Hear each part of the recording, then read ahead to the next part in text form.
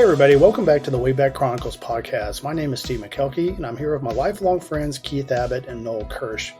As you recall in this podcast, we cover all the greatest events from 1970 to current.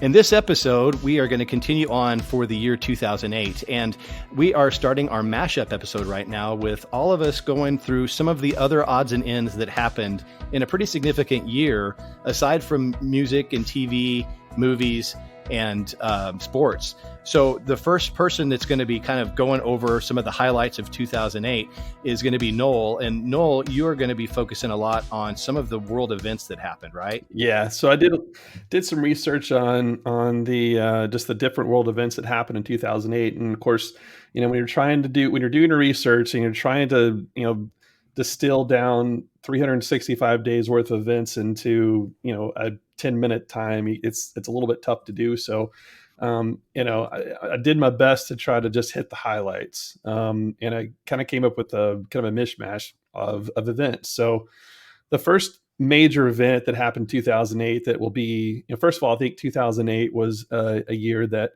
will be remembered by many positively. And then there's going to be remembered by many with great negativity, and not just in the US, but around the world. So the biggest thing that impacted the most people was the global financial crisis that really began in 2007, and it was fueled by the 2007 subprime mortgage crisis, which I don't understand all that stuff. Keith, this is probably more your thing, but what little I do understand about it is that there were a lot of bad loans that were made, bad mortgages that were made to people that really shouldn't have received mortgage loans. And then all those started to fail. They weren't able to pay them. And then the banks kind of went crazy. And then it just started this snowball that really tumbled quickly out of control. And so this all began in 2007, and it continued for the entire full year of 2008.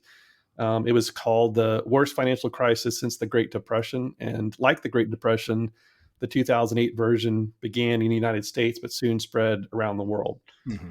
So it's the subprime mortgage crisis began in September, and then it escalated, like I said, and started with one of the largest investment banks, Lehman Brothers, it failed.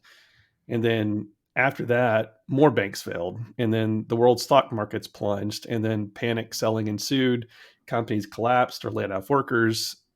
In November 2008, more than 500,000 jobs were lost in the United States alone. That's insane. That's a staggering number of people. You imagine those are families, that were impacted by the crisis of 2008. It's just absolutely insane. Iceland's banking system collapsed in October, forcing it to ask help from the International Monetary Fund. Other countries such as Hungary, Latvia, Ukraine, Belarus, Pakistan, and others also sought assistance from the IMF. So it was just kind of, like I said, it was just started with the subprime mortgages in the U.S., and then next thing you know, all those countries and others were feeling the effects of that. It just shows you kind of how we're all connected. But the U.S. is certainly a superpower, certainly when it comes to the financial markets. So I thought I'd do just show you how quick this was. As I was doing my research on this, it was surprising to me how quickly all this unfolded. So January 21, Black Monday, as it was called, is Black Monday in worldwide stock markets. So the FTSE 100 had its biggest ever one-day points fall. European stock markets closed with their worst results since 9/11, and Asian stocks dropped as much as 15%. So fast forward to September 7th, the federal takeover of Fannie Mae and Freddie Mac called U.S. government takes control of the two largest mortgage financing companies in the U.S., Fannie Mae and Freddie Mac. Then 8 days later, September 15th, Lehman Brothers files for Chapter 11 bankruptcy. And then this is the largest bankruptcy filing in U.S. history. And then on the 29th of September, just 14 days later, 2 weeks later, following the bankruptcy or bankruptcies of Lehman Brothers and Washington Mutual, the Dow Jones Industrial Average falls 777.68 points, the largest single day point loss in its history.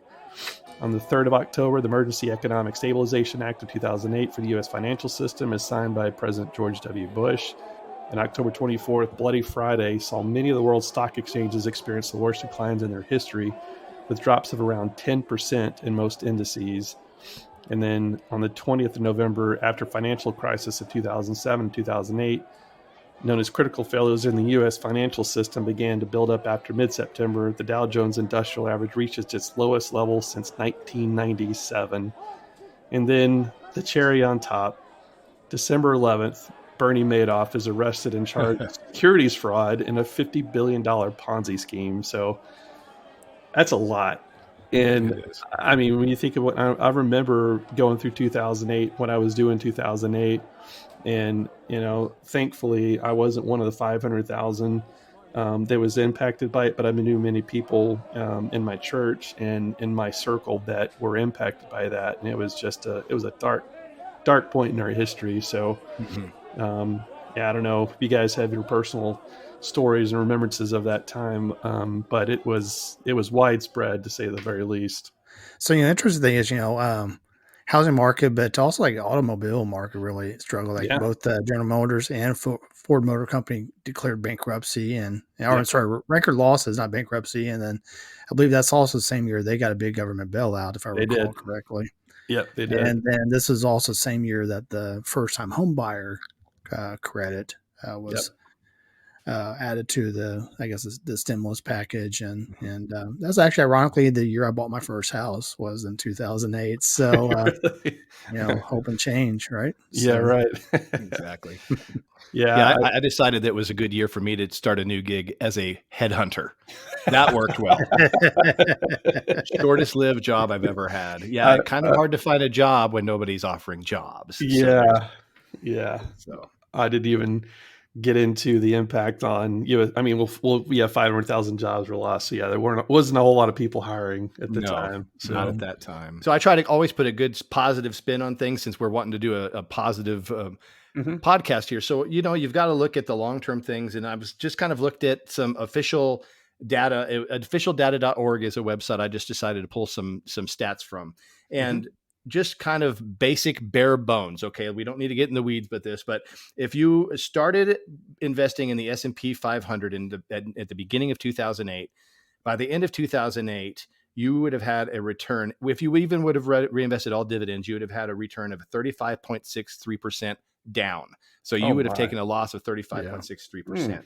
So that in itself is horrible. But if you think about that, if you would have continued to hold that investment, and I'm even just let it ride. Yeah, I'm not even going to talk about we're in 2023 now, but even through December of 2022, and if we all remember, 2022 was probably the next worst year economically behind 2008 that we've had.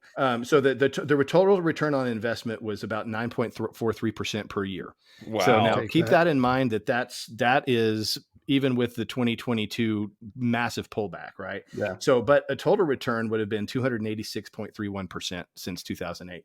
Not a bad thing. And if you adjust that from inflation, it's still about a 184% gain above inflation. So, that's definitely, and we're living in these times now where people are worried about this. That's just got to look for the forest for the trees in some of these instances, which is positive. But yes, for that time though, a lot of people were out of work. A lot of people were having to live off of some of those cash outs that were already lower just to get by. And it was a hard time. Yep, for sure. For sure.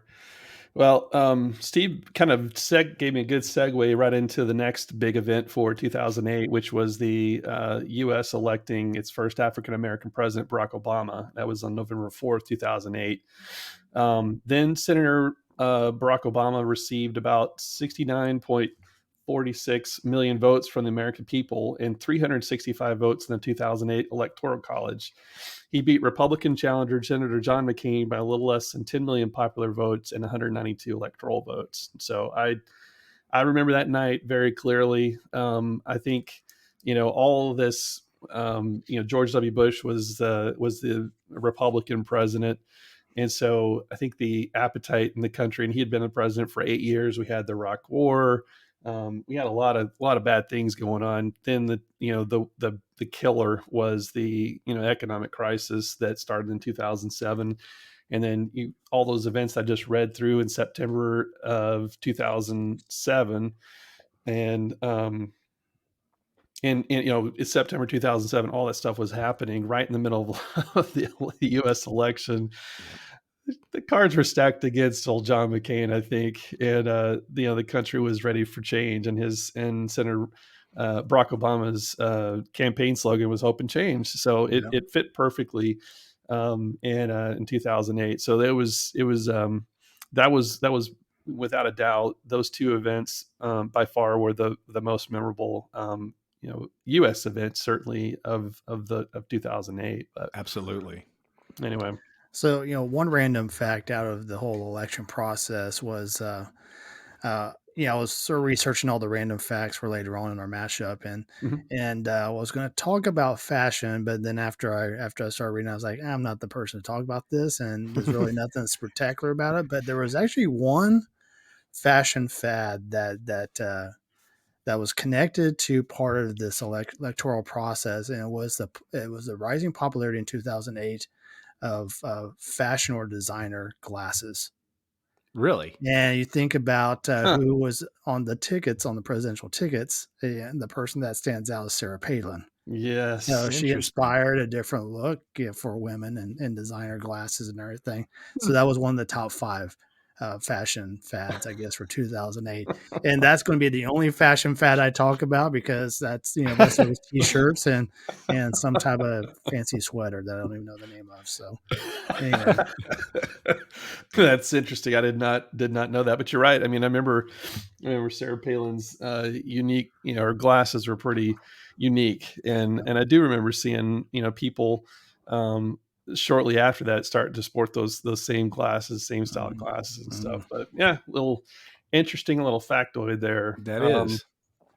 Some other little odds and ends. These really are not by any means like large, memorable events, but just some interesting facts as I was doing my research on 2008. But September 28, 2008, the SpaceX Falcon 1 becomes the world's first privately developed space launch vehicle to successfully make orbit. So Keith and I are space geeks, and I, that I just gravitate towards that stuff. But you look at where SpaceX is today and all the things that they're doing. I mean, it's unreal. I mean, seeing that image of the rockets come back and land, like together on a moving thing out in the middle of the ocean just blows my mind. And we went on no idea cruise out of I think it was Port Canaveral. Was it Port Canaveral? Where was it? Anyway, a couple of years ago, and we were cruising by as we were leaving the port, and we saw those two SpaceX drone ships. I geeked out so bad. I'm like, of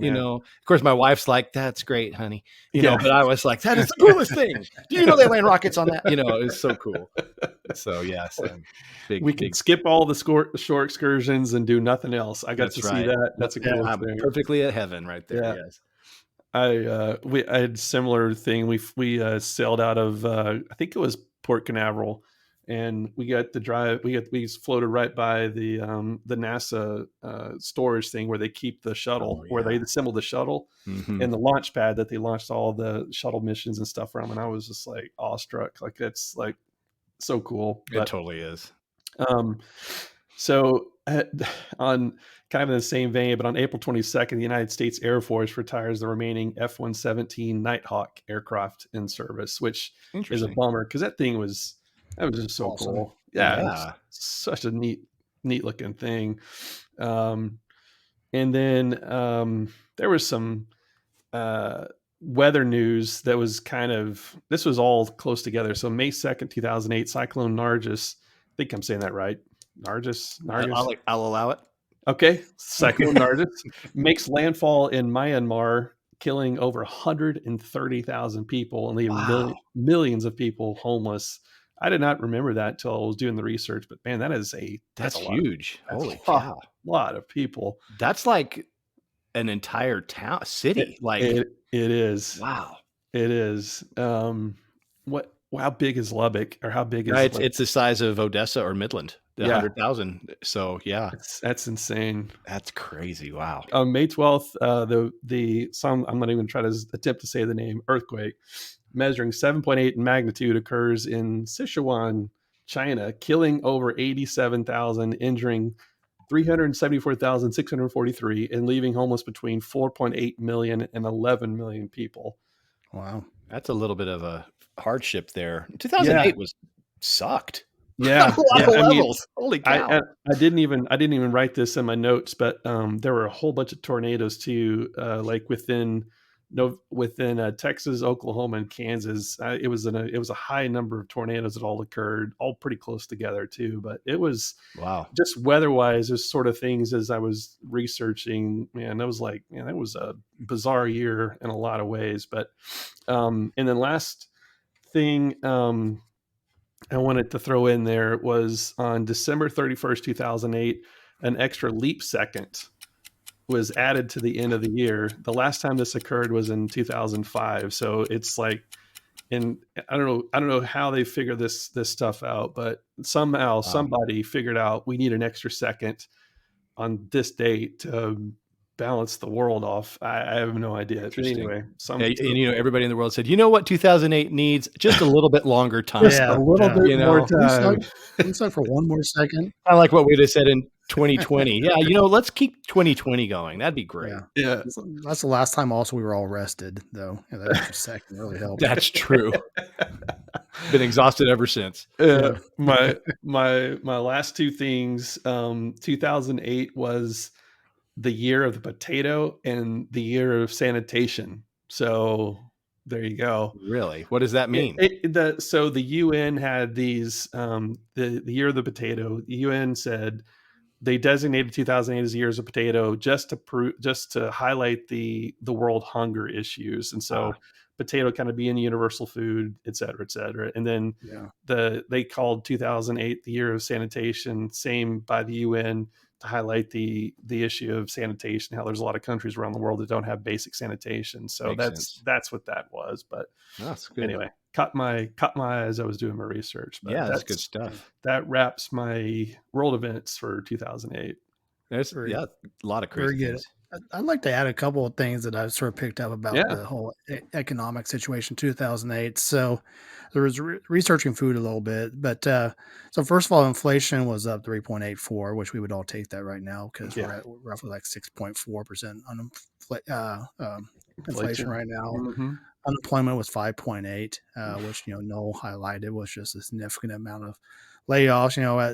Currently compared to 3.4% unemployment, and then gasoline prices are very similar between now and then. $3.39 was the average gallon in 2008. Right now, $3.41 in the U.S. But the cost of milk was similar. The cost of a bag of potatoes, since it's an international potato year in 2008, was the same. But eggs significantly more expensive this year. $2.29 a dozen. 2008, $4.82 is the national average right now. Good Lord. So. Wow.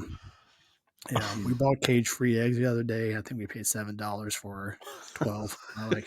I don't care if they got a cage anymore. I'm like, put them back in the bars. I'm kidding. Yeah. Just lost some listeners. Yeah.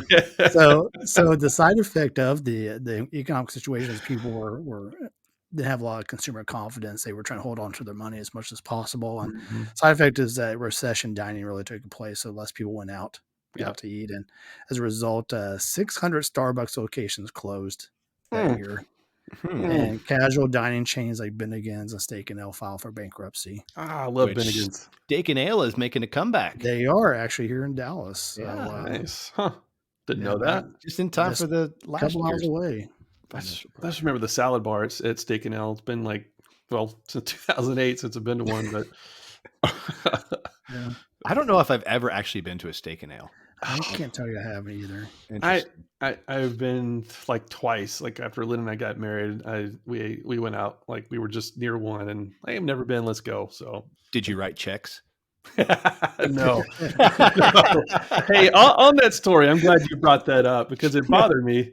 And I made it sound like I wrote hot checks. I technically did, but by the time the check got to the bank, there was money in my account. Like my mom, I called my mom as soon as I got home, and I'm like, "Mom," and she was like, "How's your date?" And I'm like, "I'll tell you later.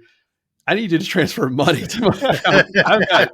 I've got $4 in my account." So by the time those the restaurant and the movie theater sent their checks in to be paid, because it moved at 1997 or 1994 speed, Right. there was money in the bank. Trust me. But yeah, I'm That's glad awesome. you brought that up because it's been That's bothering funny. me. Oh, sorry.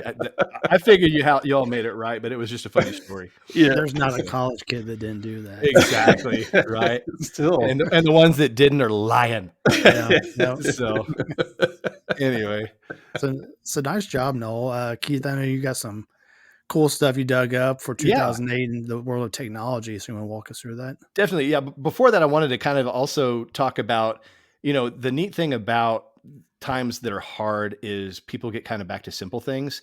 And I kind of looked at some of the music, and I know this is 2008, but 2009, there were some songs written about this, like Black Eyed Peas, I Got a Feeling, Lady Gaga's Just Dance, Jay-Z's Empire State of Mind, and Rihanna's Please Don't Stop the Music. All of those songs were written kind of just to have some escapism and to get back to just the simple things and having a good night and having a good time, those kind of things. So there were a lot of other songs, but I just thought it was kind of interesting. And and I think I alluded to this before. I think there's going to be some really cool things that are going to come out as a result of, the writers of 2020 and 2021 and everything that's been going on with COVID. So pretty neat that escapism and things like that, people, the human mind has a way to try to continue to win. And that's really neat. So Interesting. yeah, let's turn to some of the neatest events in technology in 2008. There wasn't a whole lot of massive breakthroughs, but there was some continuity and some, I guess, enhancements that came through. So we'll start, and you mentioned SpaceX, Noel. The other thing that launched in February 2008 was the first Tesla Roadster was delivered. And in February, it was delivered to its first client, Elon Musk. Man. So that was the first one. So SpaceX and Tesla are off to a good start in 2008 for us. So that dude is so impressive to me, man. Yeah, I don't know how he's got enough hours. He has the same number of hours that the three of us do, but holy cow, man, he does. I know. It's he must sleep a lot less than we do. He's got to. I mean, or play on his phone a lot less. Yeah. But Every Sunday when that screen time usage message comes up and you're up 12% this week, I was like, yeah, that's embarrassing. Like eventually I'm going to run out of 12%, Yeah. So that's funny. So, but he's impressive to me too, Noel. And when he was kind of taking the stance that he did here recently, he was going to just get the tar trying to be torn out of him. But I love the fact that it hadn't even affected him. It's great. So I know. He's just forging ahead. Totally. So in February, this isn't technology, so to speak, but I thought it was appropriate to put in here. So the Svalbard Global Seed Vault was opened in February 2008, 26th of February. So if you know what this is, the vault, it's called the Doomsday Vault in Norway, that they are housing some of the world's seeds.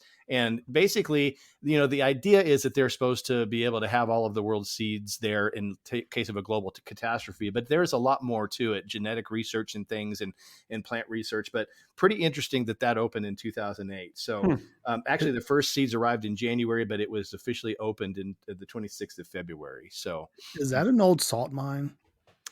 I do not know the answer to that. That'd be interesting to research. And so for our listeners, if you know that, we'd love to hear your feedback on what exactly this came out of. So I do know it was put in a mountain that's constantly cool temperature to make sure that things are preserved. So pretty cool. So anyway, not necessarily technology, but technologically advanced thing to keep humanity going. I thought was important. Yep. So in March, there were a kind of a neat thing that happened. Hulu launched and went public and had public access for the first time on March the 12th.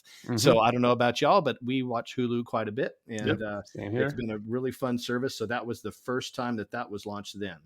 May 19th, we all got a little skinnier. because that was when the Wii Fit came out for the Wii consoles from Nintendo. Yep. And so I don't know if you all ever had one of these, but it was used heavily for 5 minutes in our house and then stuck under a bed. Did you all have one of these? Yeah, I did. I did not know. I did. Yeah, it was a really cool concept. You know, it was. It was like, It was a step stool. Not long after, we got it. Yeah, it stored so many cords, and it was under the bed. It was funny, but impressively enough, though, even many years later, the battery still worked. So there's that.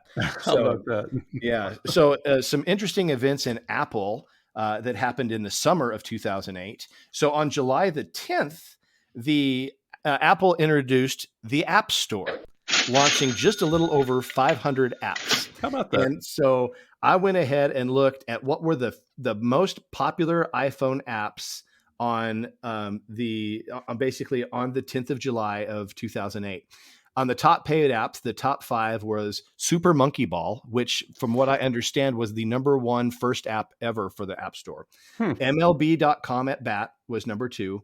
OmniFocus, don't even know what that is. Enigmo and Cro-Mag Rally. Then followed by what I probably would have played as Texas Hold'em. But anyway, so interesting to note, Bejeweled's down there, so that's good.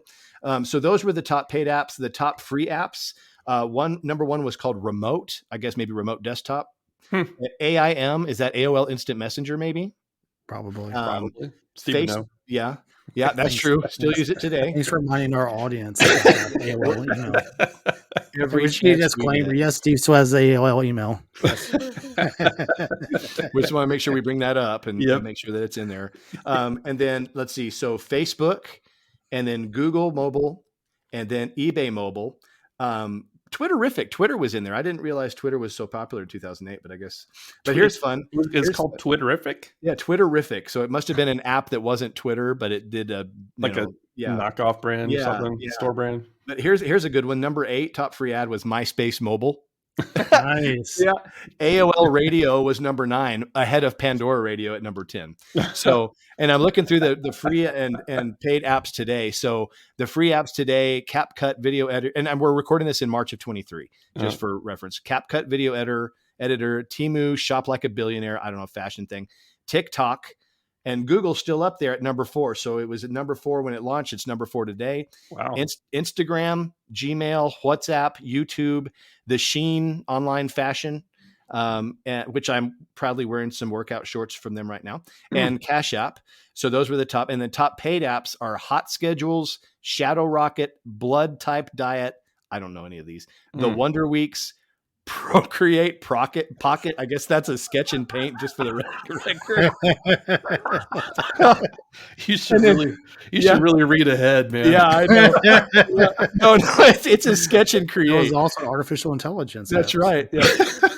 75 hard, which is basically hard daily tasks and notes for the record. Writes itself. Auto slide. It does, doesn't it? Auto sleep, U-Browser, Skyview, and My Macros, Diet, and Calories. So a lot of changes other than Google. All of them are different. So, but anyway, so that launched on 2008 in July 10th. The next day on July 11th, 2008, the iPhone released its iPhone 3G. With its roaring fast rocket speeds. So it launched it across 22 countries in 2 storage options. The storage options were 8 gig and 16 gig. Oh, that was it. That was the big one. So wow. I'll never use all that memory. Yeah. I know, right? I'm never going to a little bit. Hey, come on. All right. We got pictures of everybody. I know. Yeah, I don't need it. So now we have to have a cloud that floats on water in the Google. Yeah. So not to be outdone by the iPhone, and this sounds like something that we're dealing with every year, right? But this was the year, right? On September 2008, the very first Android smartphone was announced, and it was the T-Mobile G1, or the HTC Dream in other markets. So that was the very first Android using Android 1.0.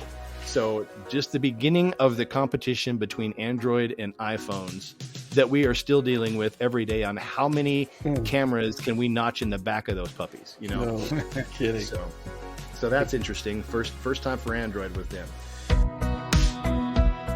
Everybody, so we have a lot to cover in the 2008 mashup, and we can never seem to make this one episode. So we're going to call a timeout, bring this back with a second episode for mashup part number 2. And so thanks for listening to part 1, and we'll see you on the flip side here with Keith and mashup 2.